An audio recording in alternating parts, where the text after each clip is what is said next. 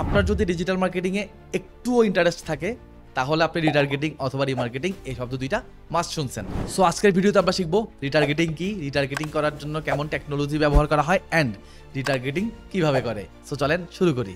ধরেন অনলাইনে আপনার একটা মোবাইলের দোকান আছে, দ্যাট মিনস আপনার হয়তো একটা ওয়েবসাইটও আছে। এখন আপনি চাইলেন আপনার ওয়েবসাইট থেকে কিছু প্রোডাক্ট বিক্রি করবেন। আপনি যেটা করলেন, আপনি সিম্পলি ফেসবুকে একটা কনভার্সন ক্যাম্পেইন ছাড়লেন এবং ফেসবুকের ওই কনভার্সন ক্যাম্পেইনের ফলে যেটা হইলো, আপনার ওয়েবসাইটে প্রচুর পরিমাণে ট্রাফিক আসলো। আইসে কেউ স্যামসাংয়ের মোবাইল ফোন দেখলো, কেউ অ্যাপলের মোবাইল ফোন দেখলো, কেউ হয়তো রেডমির মোবাইল ফোন দেখলো। এখন পয়েন্ট হচ্ছে, যারা স্যামসাংয়ের মোবাইল ফোন দেখছে আপনার উচিত কি? তাদেরকে স্যামসাংয়ের অ্যাড পাঠানো। যারা আইফোনের ফোনগুলো দেখছে আপনার উচিত তাদেরকে আইফোনের ফোনগুলোর অ্যাড পাঠানো। আর যারা রেডমি ফোনগুলো দেখছে আপনার উচিত তাদেরকে রেডমি ফোনের অ্যাড পাঠানো। এখন আপনি একটু এভাবে চিন্তা করেন, যারা স্যামসাং ফোন দেখে গেছে তাদের স্যামসাংয়ে ইন্টারেস্ট, তারা স্যামসাংই কিনতে চায় বা তারা স্যামসাংই পছন্দ করে। দ্যাট মিনস তারা 100% শিওর থাকেন অ্যান্ড্রয়েড ইউজার অথবা অ্যান্ড্রয়েড লাভার। এখন আপনি যদি এই স্যামসাং লাভার অথবা অ্যান্ড্রয়েড লাভারদেরকে আইফোনের অ্যাড পাঠান, তারা কিন্তু কিনবে না। সিমিলারভাবে যারা আইফোন দেখে গেছে আপনি যদি তাদেরকে স্যামসাংয়ের অ্যাড পাঠান, তারাও কিনবে না। So as a digital marketer আপনাকে এই ডাটাগুলোকে ট্র্যাক করতে হবে। আপনার ইউজার বা আপনার ভিজিটর যখন আপনার ওয়েবসাইটে আসবে, আপনাকে ট্র্যাক করতে হবে তারা কি স্যামসাংয়ের প্রোডাক্ট দেখলো, তারা কি অ্যাপলের প্রোডাক্ট দেখলো, নাকি তারা শাওমি বা রেডমি এই ফোনগুলা দেখলো। বিকজ এক একটা ইউজারের বিহেভিয়ার এক এক রকম, এক একটা ইউজারের ইনকাম স্টেটমেন্ট এক এক রকম, এক একটা ইউজারের ইন্টারেস্ট এক এক রকম। সো আপনাকে প্রত্যেকটা ইউজারের বিহেভিয়ার আলাদা আলাদাভাবে অ্যানালাইসিস করে আলাদা আলাদাভাবে তাদের জন্য ক্যাম্পেইন প্ল্যান করতে হবে। আর এটাকে আমরা বলি বেসিক্যালি রিটার্গেটিং ক্যাম্পেইন। সো একদম সিম্পল ভাষায় যদি বলি, what is retargeting campaign? Retargeting campaign মানে হলো, আমার এক্সিস্টিং কোনো কাস্টমার বা আমার এক্সিস্টিং কোনো অডিয়েন্স যখন আমার ওয়েবসাইট ভিজিট করে, সে আমার ওয়েবসাইটে এসে আমার যেই প্রোডাক্ট বা আমার যেই সার্ভিসের সাথে ইন্টারেক্ট করে, আমি তার কাছে আমার সেই প্রোডাক্ট বা সার্ভিসের অ্যাডই আবার পাঠাবো। That is called retargeting campaign. আর একটু এক্সপ্লেন করি। ধরেন আমি হয়তো ফেসবুকে একটা অ্যাড রান করছি। সো ফেসবুকে অ্যাড রান করার সময় আমি ইন্টারেস্টে লিখে দিয়েছিলাম মোবাইল ফোন। আমি কিন্তু স্পেসিফিক করে বলি নাই স্যামসাং, আইফোন, এসব স্পেসিফিক করে কিচ্ছু বলি নাই, সিম্পলি লিখছিলাম মোবাইল ফোন।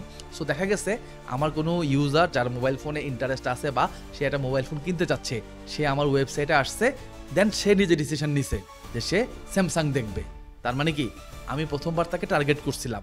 সে যখন আমার ওয়েবসাইটে আসলো, আসার পরে আমি যখন স্পেসিফিক জানতে পারলাম যে আমার এই ইউজার স্যামসাংই পছন্দ করে, তখন আমি তাকে কি করব? এগেইন টার্গেট করব এবং স্পেসিফিক টার্গেট করব। অর্থাৎ আমার এই টার্গেটে কী হবে জানেন? আমার ওয়েবসাইটে যারা ভিজিট করছে শুধুমাত্র তাদের কাছেই। আবার আমি যদি এভাবে স্পেসিফিক করে দিই যে আমার ওয়েবসাইটে ভিজিট করছে অ্যান্ড শুধুমাত্র স্যামসাং পেজটাই দেখছে বা স্যামসাং মোবাইলের ক্যাটাগরিটাতে আসছে, অথবা স্যামসাংয়ে ঢুকে সে S22 আলট্রা এই মোবাইলটাই দেখছে, আমি যদি এভাবে স্পেসিফিক করে অডিয়েন্স তৈরি করি আমার ফেসবুকের বিজনেস ম্যানেজার ইউজ করে, তখন সেটাকে আমরা বলবো, বা এই স্পেসিফিক অডিয়েন্সকে যদি আবার টার্গেট করে কোনো একটা ক্যাম্পেইন করি, তখন সেটাকে আমরা বলবো রিটার্গেটিং ক্যাম্পেইন। সো আমরা অলরেডি বুঝে গেলাম হোয়াট ইজ রিটার্গেটিং ক্যাম্পেইন। এখন প্রশ্ন হচ্ছে, এই রিটার্গেটিং ক্যাম্পেইনগুলো আমরা করি কিভাবে? এখন রিটার্গেটিং ক্যাম্পেইন আপনি চাইলে আপনার ফেসবুক পেজটাকে সোর্স ধরে সেই অডিয়েন্সের জন্য করতে পারেন। অর্থাৎ কারা আপনার ফেসবুক পেজে আসলো, কানেক্ট হইলো, মেসেজ দিল, এনগেজ হইলো। আবার আপনি চাইলে আপনার ওয়েবসাইটে কারা ভিজিট করলো এই অডিয়েন্সটাকে বেস করেও কিন্তু আপনি রিটার্গেটিং ক্যাম্পেইন করতে পারেন। যদিও আমরা দুই জায়গা থেকেই রিটার্গেটিং ক্যাম্পেইনের জন্য অডিয়েন্স তৈরি করতে পারি, বাট ওয়েবসাইটের অডিয়েন্স নিয়ে রিটার্গেটিং করাটা একটু কমপ্লেক্স এবং অনেক বেশি এফিশিয়েন্ট। সো আমরা ফেসবুক পেজ নিয়ে খুব একটা কথাবার্তা বলবো না। আমরা আজকের ভিডিওতে কথা বলবো আপনি আপনার ওয়েবসাইটকে ব্যবহার করে বেসিক্যালি কিভাবে এই রিটার্গেটিং ক্যাম্পেইনগুলো করতে পারেন। সো রিটার্গেটিং ক্যাম্পেইন করার জন্য আপনার প্রথমেই দরকার হবে একটা পিক্সেল কোডের, যেটাকে আমরা একটা ট্র্যাকিং টুলস বা ট্র্যাকিং এলিমেন্টস হিসেবে কম্পেয়ার করে থাকি। সো চলেন আমরা একটু আমাদের স্ক্রিনে চলে যাই। সো আমরা যদি একটু আমাদের স্ক্রিন দেখি, তাহলে আপনি দেখতে পাবেন ফেসবুকের যে মেটাপিক্সেল কোড, এটাকে মেটাপিক্সেলই বলে। গুগল অ্যাডসের যে পিক্সেল, সেটাকে গুগল অ্যাডস কনভার্সন ট্র্যাকিং বলে। গুগল অ্যানালিটিক্স 4 এর যেই পিক্সেল, সেটাকে গুগল ট্যাগ বলে। টিকটক অ্যাডসের যে পিক্সেল, সেটাকে টিকটক পিক্সেল বলে। লিঙ্কডইন অ্যাডসের যে পিক্সেল, সেটাকে লিঙ্কডইন ইনসাইড ট্যাগ বলে। টুইটার অ্যাড বা এক্স, যেটা বর্তমানে এক্সের যে পিক্সেল, সেটাকে টুইটার পিক্সেল বলে। পিন্টারেস্টের যে পিক্সেল, সেটাকে পিন্টারেস্ট ট্যাগ বলে। স্ন্যাপচ্যাটের যে পিক্সেল, সেটাকে স্ন্যাপ পিক্সেল বলে। সো এক একটা নাম এক এক রকম, বাট কাজ প্রত্যেকটারই একরকম। সো চলেন আমি আপাতত একটা প্ল্যাটফর্ম অর্থাৎ ফেসবুক অ্যাডস দিয়ে আপনাকে পুরা জিনিসটা এক্সপ্লেন করি, আপনি বাকিগুলা সেম ধরেই নেবেন। সো আবার চলেন একটু আমার স্ক্রিনেই যাই। আমার স্ক্রিনে গেলে আপনি এখন দেখতে পাবেন লাইক একটা মেটাপিক্সেল কোড আমি আপনাদের জন্য এখানে এনে রাখছি। সো মেটাপিক্সেল কোড কি আসলে? মেটাপিক্সেল কোড হচ্ছে একটা জাভাস্ক্রিপ্ট কোড, আর জাভাস্ক্রিপ্ট কোডটা দেখতে আসলে এমন হয়, এইটা এক একটা প্ল্যাটফর্মের এক এক রকম। এটা মেটাপিক্সেলেরটা দেখাচ্ছি আমি আপনাকে, বাদ বাকি প্ল্যাটফর্মের জাভাস্ক্রিপ্ট কোডগুলো দেখতে এক একটা এক এক রকম। সো মেটাপিক্সেলেরটা এরকম। সো এখন একটা প্রশ্ন চলে আসে, এই মেটাপিক্সেল কোডটা নিয়ে আমরা করবোটা কি? আমরা যেটা করব সেটা হচ্ছে, একটু নিচে যদি দেখেন, এই মেটাপিক্সেল কোডটাকে আমরা প্রথমত আপনি ভয় পাওয়ার দরকার নেই যে এই মেটাপিক্সেল কোড আপনার বানাইতে হবে না, মানে আপনার কোনো কোডিং ফোডিং কিচ্ছু করা লাগবে না। এগুলো আমাদেরকে প্ল্যাটফর্ম নিজেরাই প্রোভাইড করবে, আমাদের কাজ হলো শুধু কালেক্ট করা। সো আমরা আপাতত ফেসবুক নিয়ে কথা বলতেছি। আমরা এই যে দেখেন ফেসবুক, আমরা ফেসবুকের ভেতরে গেলে এই মেটাপিক্সেল কোডটাকে খুঁজে পাবো। অ্যান্ড এই মেটাপিক্সেল কোডটাকে খুঁজে পাওয়ার পর আমাদের কাজ হলো সিম্পলি এই মেটাপিক্সেল কোডটাকে একটা ওয়েবসাইটের হেডার সেকশনে বসিয়ে দেওয়া। এখন আপনার মনে আবার একটা প্রশ্ন আসতে পারে, ভাই হেডার সেকশন আবার কি জিনিস? তো চলেন আমরা একটা ওয়েবসাইটে চলে যাই। এই হলো একটা ওয়েবসাইট। আমি রাইট নাও রকমারি.com নামে একটা ওয়েবসাইটে আছি। আপনারা কম বেশি রকমারিকে সবাই চিনেন।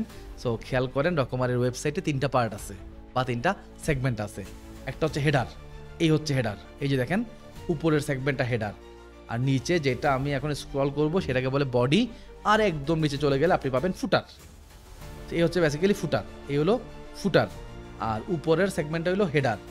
সো খেয়াল করেন, আমি যখনই স্ক্রল করতেছি হেডার সেগমেন্টটা কিন্তু নড়ছে না, এটা কিন্তু লক হয়ে আছে। আবার যদি আমরা কোনো একটা প্রোডাক্ট পেজ ভিজিট করি, লাইক ধরেন আমি এই প্রোডাক্ট পেজটা ভিজিট করলাম, তাহলে আপনি খেয়াল করবেন আমার প্রোডাক্ট পেজ চেঞ্জ হয়ে গেছে বা আমার পেজ চেঞ্জ হয়ে গেছে, কিন্তু আমার হেডার কিন্তু চেঞ্জ হয় নাই। আমার হেডার এখনও এখানে লক, দেখেন ঠিক আগের মতোই লক। আবার যদি আমরা কোনো স্পেসিফিক আরেকটা প্রোডাক্টের ভেতরে ঢুকি, তাহলেও আপনি দেখবেন আমার প্রোডাক্ট পেজ চেঞ্জ হয়ে গেছে, বাট আমার হেডার কিন্তু চেঞ্জ হয় নাই। দ্যাট মিনস আমরা বুঝলাম যে হেডার হচ্ছে এমন একটা সেগমেন্ট, যে সেগমেন্টটা সবসময় একটা ওয়েবসাইটের উপর দিকে থাকে অ্যান্ড লক অবস্থায় থাকে। সো আমরা বলছিলাম যে আমরা আমাদের এই মেটাপিক্সেল কোডটাকে হেডার সেকশনে বসাবো। কারণ হেডার সেকশন আমরা কোথায় পাবো, মানে আমি হেডার সেকশনে কীভাবে বসাবো? সো হেডার সেকশনে বসানোর জন্য আপনার বেসিক্যালি দরকার হবে একটা ওয়েবসাইটের ব্যাকএন্ডে যাওয়া। সো এখানে আপনি একটু জেনে রাখতে পারেন, একটা ওয়েবসাইটের বেসিক্যালি 2টা সেগমেন্ট, একটা হইলো ফ্রন্ট এন্ড, একটা হইলো ব্যাক এন্ড। সো এই যে একটা ওয়েবসাইটের স্টার্টিং পার্টটা আপনি দেখতে পারতেছেন, আমি যদি হোমে চলে যাই, সো এই যে সুন্দর গুছানো কালারফুল একটা সেগমেন্ট, এটাই হইলো বেসিক্যালি ফ্রন্ট এন্ড। আর আমরা যদি রাইট বাটন ক্লিক করে ইনস্পেক্ট অপশনটা ক্লিক করি, তাহলে আপনি দেখতে পাবেন পেছনে ইজিবিজি কোড টুড লেখা একটা সেগমেন্ট, এটা হইলো বেসিক্যালি ব্যাক এন্ড। এবং ব্যাক এন্ডে আপনি দেখতে পাবেন এই যে হেড সেকশন, এই যে বডি সেকশন, নিচের দিকে গেলে ফুটার সেকশনটাও আপনি দেখতে পাবেন। সো আমি এটা কেটে দিচ্ছি। এখন প্রশ্ন হচ্ছে হেডার সেকশন আমরা কিভাবে বসাবো? সো এখানে আপনার ডেভেলপারের হেল্প নিতে হবে। আপনি সিম্পলি আপনার ডেভেলপারকে ওই জাভাস্ক্রিপ্ট কোডটা দিবেন, দিয়ে বলবেন এটা তুমি ওয়েবসাইটের হেডার সেকশনে বসাই দাও। সো ডেভেলপার যদি ওয়ার্ডপ্রেস ডেভেলপার হয় তাহলে সে একটা প্লাগইন ইউজ করে বসাই দিবে, যদি কাস্টম ডেভেলপার হয় তাহলে সে কোডিং করে বা কোডের ফাঁকে ফুঁকে কোথাও বসাই দিবে। আর আপনি যদি নিজে ওয়েবসাইট বুঝে থাকেন বা ওয়েবসাইট নিয়ে আপনার নিজের এক্সপিরিয়েন্স থাকে, তাহলে আপনি চাইলেও এই কোডটাকে ওয়েবসাইটের ব্যাকএন্ডে বসিয়ে দিতে পারেন। সো যখনই আমরা আমাদের এই কোডটাকে ওয়েবসাইটের ব্যাকএন্ডে বসাবো, সাথে সাথে যেটা হবে আমাদের ওয়েবসাইট এবং আমাদের ফেসবুক বিজনেস ম্যানেজারটা কানেক্টেড হয়ে যাবে। অর্থাৎ আমাদের ওয়েবসাইটে যে সমস্ত ভিজিটর প্রবেশ করবে তাদের ডাটা আমরা পাওয়া শুরু করব, অ্যান্ড এই ডাটাবেসটাকে আমরা বলবো পেজ ভিউ ইভেন্ট। অর্থাৎ আমাদের ওয়েবসাইটে কে আসলো, কে গেল, কয়টা পেজ ভিজিট করলো, এই ডাটাগুলো, এটা যদিও এটা খুব বেসিক ডাটা, এই ডাটাগুলো আমরা পাওয়া শুরু করব। অ্যান্ড এটাই হচ্ছে আমাদের মেটাপিক্সেলের কাজ, সে এই হেডার সেকশানে থাকে। এখন একটা প্রশ্ন আপনার মনে আসতে পারে যে আমরা বডিও ছিল, ফুটারও ছিল, হেডারেই কেন রাখলাম? এরকম একটা প্রশ্ন আপনার আসতে পারে। আমরা হেডারেই রাখলাম, এটার রিজনটা হচ্ছে দেখেন, যখন আমি আমার ওয়েবসাইটে স্ক্রল করতেছি হেডার সেগমেন্ট কিন্তু নড়তেছে না। আমি যখন একটা কোনো প্রোডাক্ট পেজে যাচ্ছি, একটু খেয়াল করবেন, নতুন একটা প্রোডাক্ট পেজে আসছি, এখানেও দেখেন হেডার সেগমেন্টে কিন্তু রয়ে গেছে এবং নড়ছে না। আবার যদি আমরা আরেকটা প্রোডাক্ট পেজে যাই, এখানেও দেখবেন হেডার সেকশন রয়ে গেছে এবং নড়ছে না। দ্যাট মিনস এখানে হেডার সেকশনটা একটা সিসিটিভি ক্যামেরার মতো কাজ করে। আমরা যেমন আমাদের ছাদে একটা সিসিটিভি ক্যামেরা লাগিয়ে দিলে নিচে কি হচ্ছে সব কিছু দেখতে পারি, ঠিক একইভাবে হেডার সেকশনে আপনি যদি ওই জাভাস্ক্রিপ্ট কোডটাকে রেখে দেন, তাহলে ফেসবুক জানতে পারে এই ওয়েবসাইটে কি পরিমাণ ভিজিটর আসলো, কি পরিমাণ ভিজিটর বের হলো এবং কতগুলো পেজ ভিজিটররা ভিজিট করলো। আর এটাকে বেসিক্যালি একটা পেজ ভিউ ইভেন্ট নামে কনসিডার করি আমরা। এই যে আপনি দেখতে পারেন আমি রাইট নাও আমার ফেসবুকের ইভেন্ট ম্যানেজারে আসি, অ্যান্ড ইভেন্ট ম্যানেজারে আমি একটা ক্লায়েন্ট অ্যাকাউন্টে আসি। তো ডেফিনেটলি আমি ক্লায়েন্ট অ্যাকাউন্টটা একটু হাইড করে দিছি। আপনি আমার এই ক্লায়েন্ট অ্যাকাউন্টে দেখতে পাবেন, এই ক্লায়েন্ট অ্যাকাউন্টে পেজ ভিউ হয়েছে 1,65,000 500। দ্যাট মিন কি আমাদের যেই ওয়েবসাইটটা ক্লায়েন্ট ওয়েবসাইট, সেই ওয়েবসাইটে 1,65,000-এর আশেপাশে মানুষজন এসে ভিজিট করে গেছে। অথবা এখানে মাল্টিপল ইভেন্টও থাকতে পারে। আমি ব্যাপারগুলোকে আসলে কমপ্লেক্স করতেছি না আর কি, খুবই সিম্পল ভাষায় আপনাকে বোঝানোর চেষ্টা করতেছি। এই কারণে আমি এখানে একটা ইভেন্ট ধরে আপনাকে বোঝাইলাম, এখানে 1,65,000 মানুষ ভিজিট করছে। এরপর দেখেন আমাদের কোনো প্রোডাক্ট পেজগুলো ভিউ কন্টেন্ট মানে প্রোডাক্ট পেজ, আমাদের প্রোডাক্ট পেজগুলো ভিউ করছে 42,000 জন মানুষ, আমাদের ওয়েবসাইট 50% স্ক্রল করছে 32,000 মানুষ। এভাবে অনেক কাজ করে গেছে। দেখেন 183টা পারচেজ হয়েছে, অ্যাড টু কার্ট হয়েছে 1100, স্ক্রল 90% হয়েছে 4,400। এইরকম আমরা ডাটাগুলো পাচ্ছি। এই যে দেখেন এই যে ডাটাগুলো পাচ্ছি, এই ডাটাগুলো আমরা পাচ্ছি কিন্তু পিক্সেলের কারণে। বাট আরেকটা জিনিস আমি একটু বলি, যদিও এটা বললে একটু ভিডিও কমপ্লেক্স হইতে পারে, বাট আমি একটু সহজ ভাষায় বোঝাই। শুধুমাত্র মেটাপিক্সেল কোড বসাই দিলেই আপনি এই সব ডাটা পাবেন না।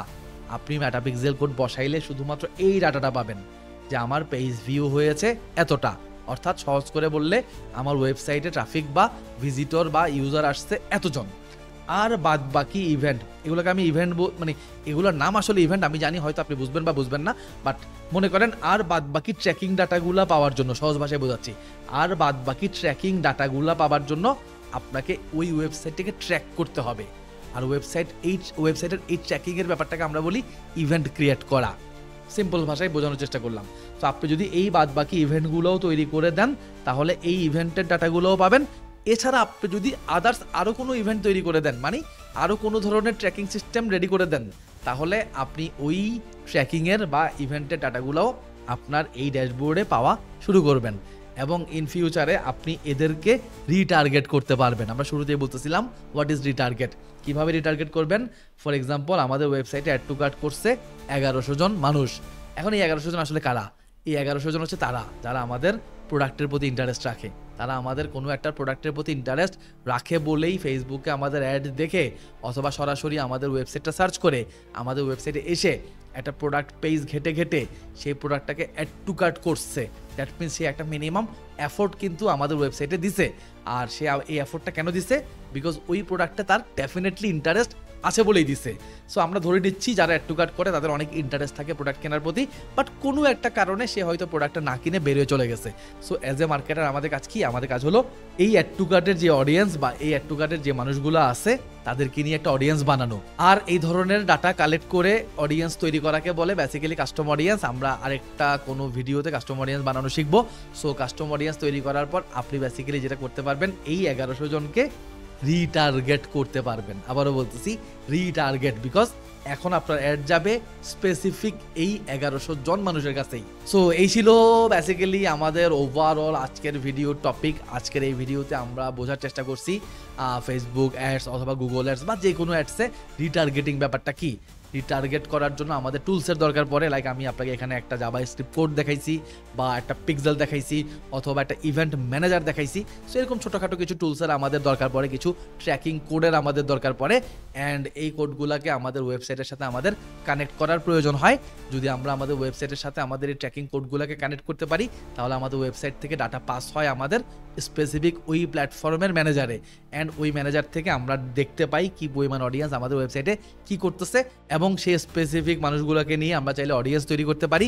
আর সেই অডিয়েন্সকে বলে কাস্টম অডিয়েন্স। আর ওই কাস্টম অডিয়েন্সকে স্পেসিফিক সে যেই প্রোডাক্টটাই দেখে গেছে সেই প্রোডাক্টেরই অ্যাড আমরা পাঠাইতে পারি অথবা অন্য কোনো প্রোডাক্টেরও পাঠাইতে পারি। এটা absolutely up to you. Absolutely আপনার মার্কেটিং প্ল্যানটা কেমন হচ্ছে তার উপর ডিপেন্ড করবে।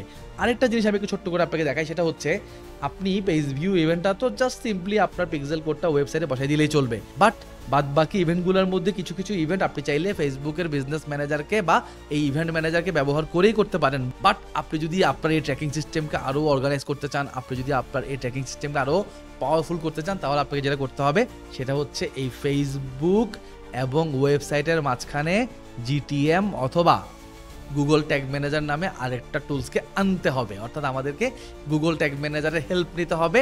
সো গুগল ট্যাগ ম্যানেজারের হেল্প যখন আমরা নিব তখন আমরা যেটা করব, আমাদের গুগল ট্যাগ ম্যানেজারও আমরা একটা কোড পাবো, সেই কোডটাকে আমরা ওয়েবসাইটে বসাবো আর ফেসবুকের যে পিক্সেল সেটাকে আমরা গুগল ট্যাগ ম্যানেজারের সাথে কানেক্ট করব। আবারও বলতেছি, যখন আপনি পাওয়ারফুল ক্যাম্পেইন করতে যাবেন, পাওয়ারফুল ডাটা অ্যানালাইসিস করতে যাবেন, এই কাজটা আপনি তখন 100% আপনাকে করে নিতে হবে।